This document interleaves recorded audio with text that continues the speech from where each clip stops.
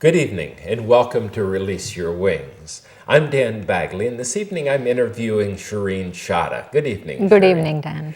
Tonight we're talking about practical spirituality. So I'll toss up first the question, when you're saying practical spirituality, what do you mean? That I can use spirituality in my everyday lives. Aha. So this is one of the things which we talk about this before we start these things. It used to be that I thought practical spirituality was an oxymoron. That like jumbo shrimp, etc. Now it seems to me that, of course, spirituality is the most practical thing you can do, but I suspect that most people are closer to the other thing. I've got my workaday life, and I've got my spiritual practice, and never the twain shall meet of sorts. Yeah. I was just, when you were saying that, I was thinking of something. Uh-huh. For the body to be healthy, you need good food, you need water, you need fresh air, and you need rest. Mm-hmm. And pretty much you need the same four things to have a good life. For me, practical spirituality is how you can have a good life. Yeah. And so this is what is practical spirituality for me, is you need good food for your mind, the right food, spiritual knowledge.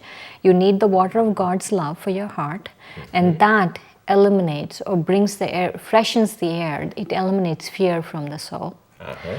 And once it eliminates fear from the soul, then I'm able to rest well. The soul is able to rest well.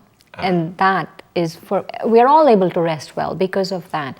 And so that's what I call practical spirituality, is because I need the same things, but in a different context I need them. I understand. So what we're doing is we're nourishing the system on multiple levels. One is the physical body system, the other is the spiritual system, but they still have to be in harmony, not just within, the spirit has to be within harmony with itself, but with the body as well, I would think.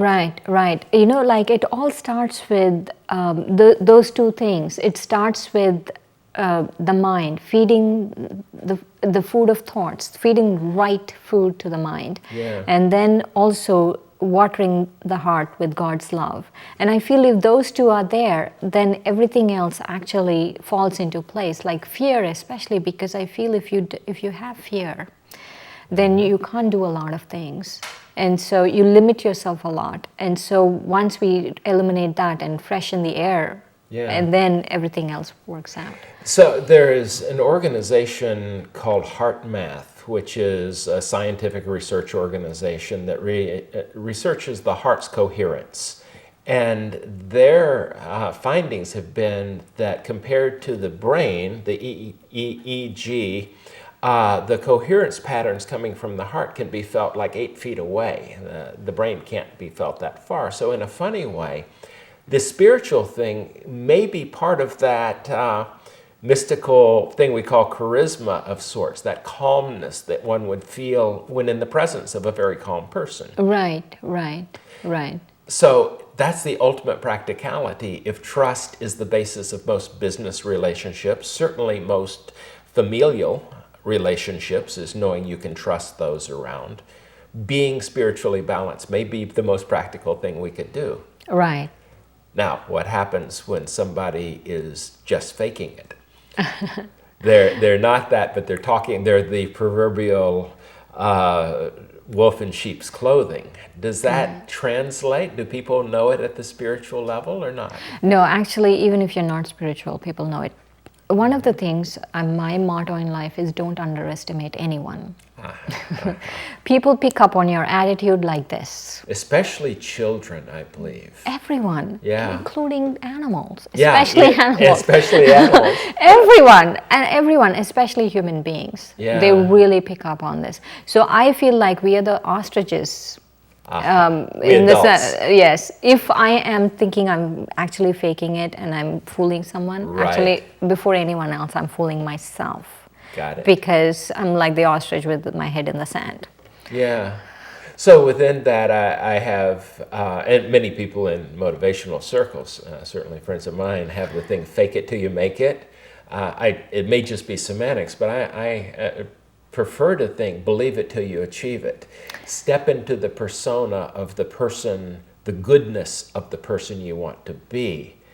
And if you can believe that from the heart out, perhaps that's more practical than knowing I'm faking Or just it. transforming your thoughts. Yeah. That I feel everything is learned behavior, and practical spirituality also is learned behavior.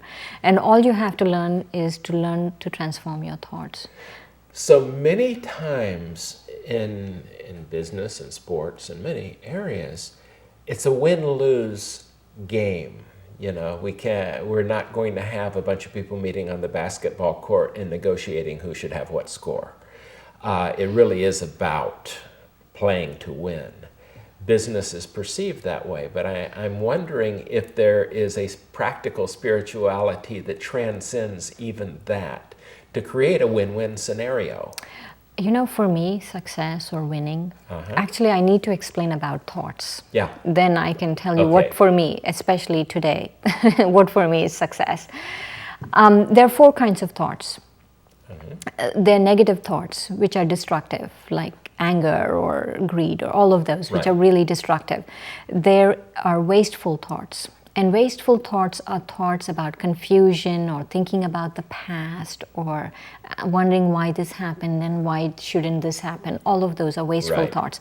And then there's the third level of thought, which is called ordinary thoughts. It's just mundane, you know, everyday thoughts. Right. And then there's a fourth one, which is pure thoughts, which is thoughts based on honesty and faith and integrity. All of those are pure thoughts. And so for me, win-win or success is I don't have any waste thoughts. So not just negative, I don't have any waste thoughts. So I walk into a room and I don't have one thought about why is the room green, or why is the table this way, or why didn't they sit that way, or this. Right. Not even one thought. And I feel that for me is success, and that for me is practical spirituality, because once I get into these little things, I lose my joy. Yeah. And so, go ahead. Did you want to? Yes, and so by me not having waste thoughts, then I'm able to bring joy into my life. And it's a sustainable joy. Yeah. A joy and that's what is practical spirituality, is a joy that I can sustain. So what you're doing is going straight for the real payoffs, because if someone were to say, why do you want to do this? You say, well, I want to raise. Why do you want to raise? Because I need more money. Why do you need more money? I want to get a new whatever. Why do you want that? Eventually it comes down to I want to be happy. Right. And happiness is just short-term good feeling, but joy is a sustaining thing. I want to have peace of mind that just keeps coming and coming, like the flow of like the tides, the ocean, rivers. So within that, the practical thing is, how do I be in joy with my life most of the time? Is that where you're going? Right. I feel if my thoughts are in that pure realm, Yeah. about honesty and faith and integrity, and just in that I'm able to train my mind in the right way with that, then I feel automatically Got it. I will. And I feel also for me at this point, because it just seems to be such a hard thing, is I keep asking myself, how much happiness am I giving? And for me, that is very practical, actually. It And that really is is. practical spirituality, is if I'm able to give happiness. Yet how much happiness am I getting is a pretty destructive question, because then you say, I may not be getting enough. Yeah. So it's the giving side of that. Right. Also, I feel my happiness really lies in giving, and Of course. especially giving happiness. Yeah. So I think many families with a number of children have had a sibling rivalry where you're jockeying for position, and Billy got a bigger piece of cake than I did, etc. My experience with such things is when one person in a family gets grabby, it almost triggers other people getting grabby. So that's impractical if you want to come to decisions, or good Right. decisions for everyone. Somebody has to open their heart and open their hand and say, here, take some of mine, or here, no, there is enough, no matter what. And so, in a funny way, we can probably short circuit some of the win-lose scenarios that are created. I wouldn't give them the satisfaction, kind of things. Right. I feel that the way my worldview is, either Yeah. they're win-win situations or lose-lose situations. There are no win-lose situations. Aha, ha. If I win, everyone should win. Got it. And if I lose, then everyone loses. Or if I think Or if someone you lose, should, we all lose. or if I think someone should lose, then I lose. Yeah. So my thing is, if I want someone to win, then I win. If I want someone to lose, then I lose. So it must just not be fun at all to be totally selfish from that standpoint. So within that, it's hard to know how much conflict you avoid, but I suspect you avoid lots and lots of it. If not, I don't think we would never get away with all conflict, because we have different views on what is a good outcome. But I would imagine the fighting type of conflict pretty much falls away with that. Not Is that really, right? Dan. Not really? Not really. Not really, especially today. Actually, I'm having to listen to this myself more than. Actually, this program's for you. It's free. Right. No, so not really. But also, there's some conversations that need to be had. Uh-huh. And I feel that they might not be the most pleasant conversations, but they need to be had. But for me, practical spirituality is not about not having the conversation. Practical spirituality is how calm I can be and how centered I can be, and how in my own essence can I be while having that conversation. So difficult conversations are important, and they are very important if you're working with people. So this is an important piece to underscore, because what we, in our thing of let's all feel good about each other and all, the truth is we're not doing anyone a favor if we keep stepping over the dead horse in the middle of the living room and pretending it isn't there. Right. So, I feel part of practical spirituality is learning to have a good, difficult conversation, learning to bring the issues out on the table, whether the other person likes it or not, whether I like it or not. yeah. And then when you're going into that, what is your outcome? Is it to change their behavior, to make sure they understand your viewpoint, or what? To make sure they understand that these issues are still present. Aha. I have one realization for sure, is I cannot change anyone's behavior, and I have no expectations of changing anyone's behavior. But I also feel in my life right now, and I might change, it might be I'm so spiritual that it goes past me, I don't want to suppress anything.